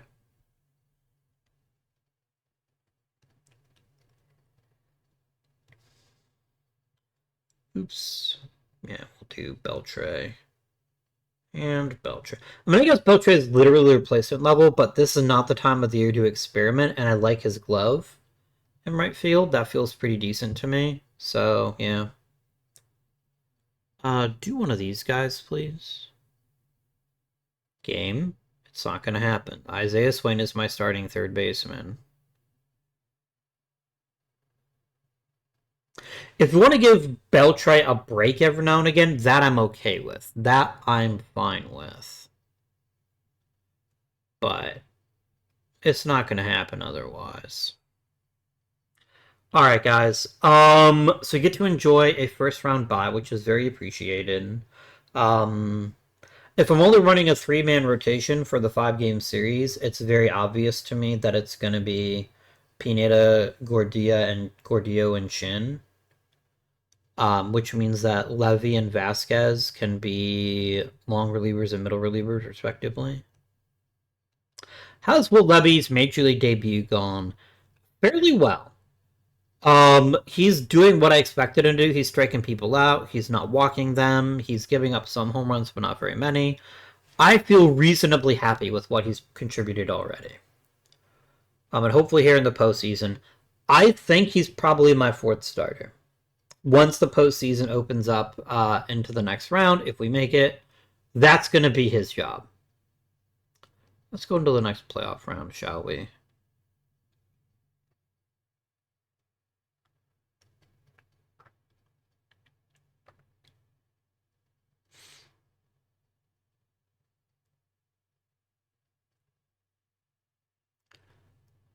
Wait, did Charlie Condon almost win a legit Triple Crown this year? He was close. Damn. I don't think he's going to win MVP. Condon's problem is he's competing against guys that play premium defensive positions at shortstop or third base, and he's just a very good hitter.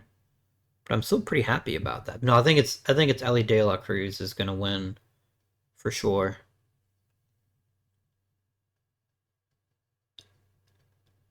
All right, guys. Nice work.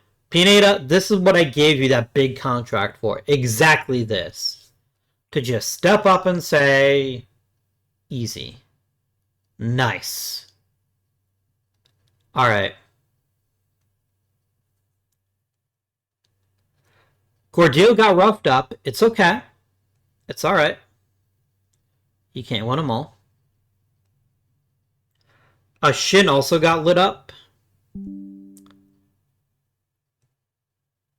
And Pineda got lit up. Well, we won one postseason game. I guess that's more than we won last season. Pineda didn't actually pitch up poorly. What really happened is our offense disappeared. Getting shut out and only getting 3 runs is well beyond what our offense is capable of. We take a look here. Yeah, like Charlie Condon wasn't there. Tovar vanished. Richie was okay at least. But yeah, our 2 most important hitters, especially Condon, complete vanishing in the series, basically sunk us. Big credit to Pineda. He was the big game pitcher that we needed. He just wasn't enough. And Shin just got absolutely obliterated. Like, it wasn't even close. Who fucked up Gordillo? Oh no, that was bad defense. Dalis made 2 errors. Bruh. I guess you were kind of a mid-tier second baseman. Okay, well, maybe we need to do something about that too. That's really unfortunate. I kind of thought since we played so well this season, we'd have a chance to have a longer postseason run, but evidently not. Evidently not. The series must continue until World Series treatments happen. Damn, the Nationals swept the Pirates. I mean, I'm excited to have Sandy Ozuna back for sure, but it doesn't matter.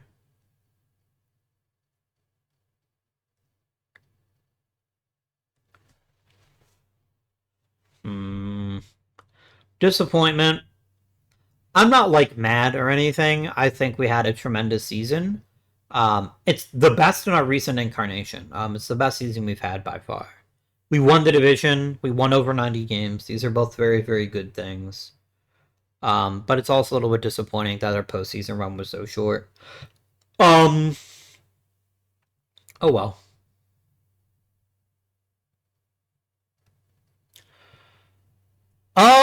Do we bring back Tovar? I think we pretty obviously do. I think this isn't even a moment's hesitation. He's been really good. We're finally free of Ryan McMahon clogging up my lineup.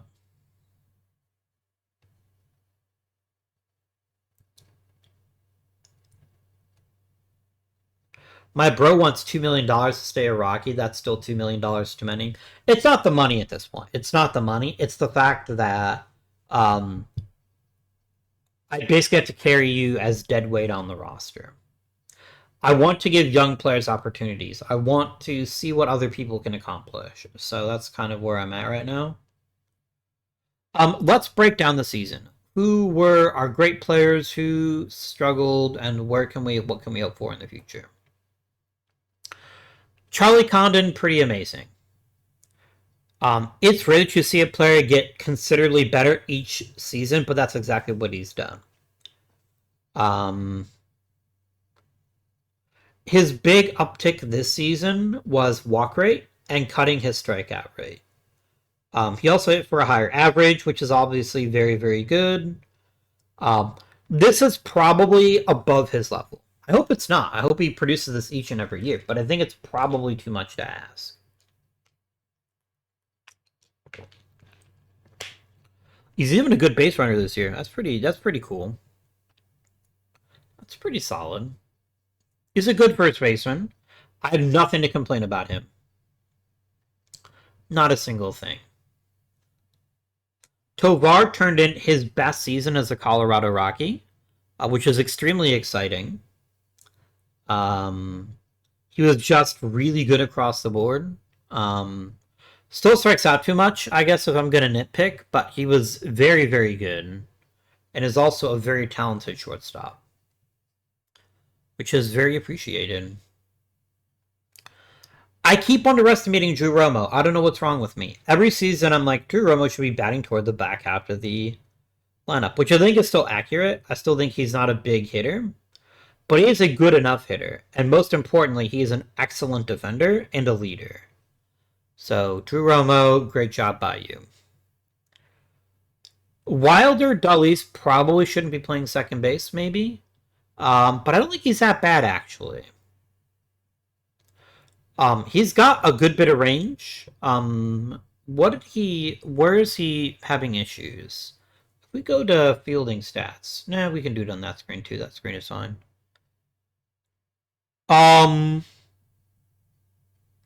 He makes through team plays, but when his range expands, he really struggles, it looks like. Okay. Well, maybe he'll get better with time. Bretton Doyle had a very nice little career bounce back after a very disappointing season. He came back. He led the league in triples, which is fun. I don't know that it matters all that much, but it's still fun. Yeah. Great job by Doyle. Probably going to walk with another gold glove as well. Highly deserved. Highly deserved. Cannarello was a disappointment this year. I think of all the players that really backslid, he's the one that backslid the most because his power is gone. And I know it's not fair for him to expect him to hit 14 home runs a season. In a lot of ways, he actually made great progress. His on-base percentage is really good. He increased his walks. He cut his strikeouts. It's really just he didn't have the extra base hits this year. That's really the difference between him being one of the best players in the game and merely a very good one. Also struggled a little bit on the base paths, but was a pretty great left fielder. Pretty damn good at his job. Milam keeps putting up crazy numbers as a backup, which is pretty exciting. I'd hope for giant things from Colin Ritchie, and those things still might exist. But I need him to go even harder. I need him to play even better for him to be a real asset to this team. Because he doesn't play defense, his WAR is always going to look comparatively worse. So that's something to think about. I could conceivably play him at third base, I guess, if we wanted to give him that opportunity. It's a possibility. Eduardo Beltre got a lot of time to show me that he's not a solution in right field. I think his ceiling at the moment is fourth outfielder. Now, there is this little bar graph here, this 45 to 60 power. If his power steps up dramatically, his value steps up dramatically. But as of right now, I don't believe he is a starting right fielder next season. I don't know who the starting right fielder is, but it's not him. That is for sure. Cole Carrig really struggled this season. For a guy whose shelf life is always going to be somewhat limited, him playing this badly really, really sucks. I count on him a lot to be a premium guy off the bench, and maybe his time is just over. Maybe that's just what's happened here. We can talk about him in the next episode. We think about whether we're going to keep him or not. Brito needs to go back to the minors, which was always my intention. He's going to go to Double A next season. What about the pitching? Let's also talk a little bit about Mr. Morales here. I think he was okay. I don't necessarily think he's a long-term solution at third base, but I also think he could be better than he was. And I think that's fine. I think that's at least interesting. And I'll settle for interesting if I can't have exceptional. Ty Head almost certainly is going to get every opportunity to be our starting right fielder next year. Or at least platooning him. We'll see, though. We'll see. Before I forget, let's just quickly throw this guy on the 40-man. Hector Reyes. Hector Reyes can only play second base. We should probably trade him. Let me quickly trade Hector Reyes, and then I promise we'll talk about the pitching staff. But I want to quickly trade him while I'm thinking about it. Can I get any green? I cannot get any green. I'm asking for too much. That's fair. Can I get a package for him? Like 2 yellows would be over. I would be over the moon if I got 2 yellows. I can't have Michael Rodriguez. Oh, I could have Michael Rodriguez. What do you think we'd regret this? Like, Hector Reyes is a fairly limited hitter. That's kind of okay at second base. I don't see why you're so grumpy about this. I think it's actually a phenomenal trade. This is an even better trade, though. Victor Enriquez has amazing power. Jeff Pietrowski has amazing stuff. I think this is the trade. Let's do it. I wasn't going to be able to keep him anyway. So this buys me time. Jordan Yost is so fascinating to me. I think he's got a chance to be a very useful player, but he's also been hurt. I think Miguel Archuleta had an outstanding season and possibly could get some consideration in AAA. We've got choices to make here, and we will make those choices when the time presents itself. How did the pitching do this year? We started the season saying we need to make our pitching better. We need better, more capable pitchers. And we got that. Both Pineda and Gordillo were exceptionally good this season. Very, very good. What is this? Is this what's RI? This is based on runs scored, not ERA. Sandy Ozuna, he's a really good starting pitcher. I know that we might be wanting more from him, but I'm fine with this. If he is producing high-quality innings, he is doing a good job. Cooper McKeon, for a guy that only faced left-handed pitchers, was incredible. And that's really awesome. I probably don't need to baby him as much as I do, but when he is this bloody good against lefties, that's so good. That's so amazing. I'm glad that we have him in our bullpen. Shin was good. Vasquez was fine. I never want Shin pitching in the postseason until the World Series again. That's not his scene. His scene is I throw lots and lots and lots of innings, and I protect your bullpen. And he does very well at that. But he's also very prone to home runs, and he's prone to making mistakes. So a future where Shin is our 5th starter and only comes in emergencies is fine with me. Isai's first year as closer, I think, went okay. I think it could have gone a lot better, but I think it went okay. He dramatically cut his walk rate. That's really exciting if he can keep that up. That makes him so much more effective. He even got his brains hammered a little bit. Like, people were smacking him around a lot more than usual, so Isaiah might be a decent closer going forward. Angel Chivilli, once he got out of the closer role, got a little bit better, but he's still not very good. He's too expensive for me to just cut him for no reason, but it is something we're going to want to monitor. John Beguin, by contrast, actually proved to be a very effective pitcher. We want this to keep going. We want him to be the very best reliever we can get our hands on. So continued development for him is going to be really beneficial. Is Dylan Dubovik all that good a player if he fucks up at both positions? Probably not. I just think he's too limited. He should be better than he looks pitching wise. Like, he should be better than this, but he's not. And I think there's no point in keeping somebody around for a lot of money, setting that expectation if he's not going to be that great. Justin Jarvis got kicked out of the rotation. I think it's probably fine. I think it's not the end of the world because it's for Will Levy. Mr. Levy, a lot of this organization future, Dirty Craig, as you like to be called, is riding on your right arm. If you can be the shutdown starter we need you to be, even in limited innings, I think we are in incredibly good shape. And some relievers prove that they're not ready for the big time. So we're going to have some decisions to make about the bullpen to get it where it needs to be. Maybe that means trusting some rookies a bit more than we have been. How did Mario Acevedo finish in Double-A? He got hit pretty hard. That's to be expected. I think he's barely going to be 21 at the start of this. He's going to be 21 at the start of the season. I think letting him pitch in AAA and Double-A is fine. I think he'll be okay.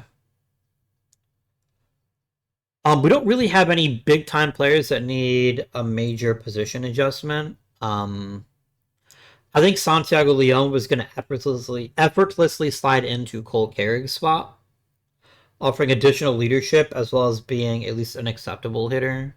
Or Grady Emerson could fill that role. Grady Emerson has the benefit of being able to play third really well. Yeah. Maybe Jordan Yost to get some consideration. I have 3 middle infielders, none of whom are going to set the world on fire, but all of whom are at least acceptable. I think Miguel Archuleta had a great season at the right time, and is quite possibly has a path to the majors that he didn't have before. Redinson Gomez, I'm just concerned he'll never get the control. In fairness, he actually hasn't struggled that badly with control in the minor leagues, so maybe we just give him his opportunity next season and see what he can do. Yeah. Him pitching ineffectively really hurt us a little bit because he's incredibly expensive. That's something we're going to have to come to grips with, but there are reinforcements coming, but they're fairly far away from the major leagues. This was a terrible year for pitcher injuries. Terrible, terrible year. While Ryan Moore did stay healthy and did pitch fairly well, he also struggled quite a bit too, and I think he's going to repeat A-ball.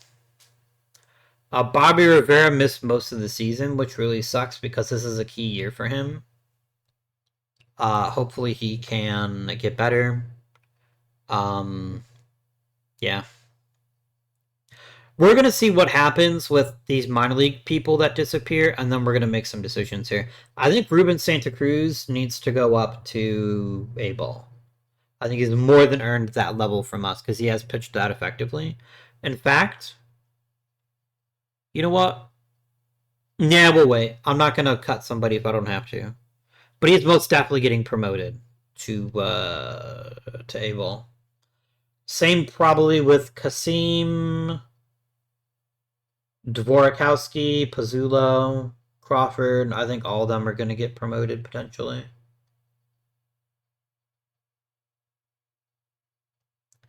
Kasim here has been really, really good. I think he needs to be challenged a bit more than he has been. But we'll talk about that next episode when we get our minor leagues straightened out. Until then, my friends, this has been Guardian. Thank you for watching. like and comment if you haven't already. And I bid you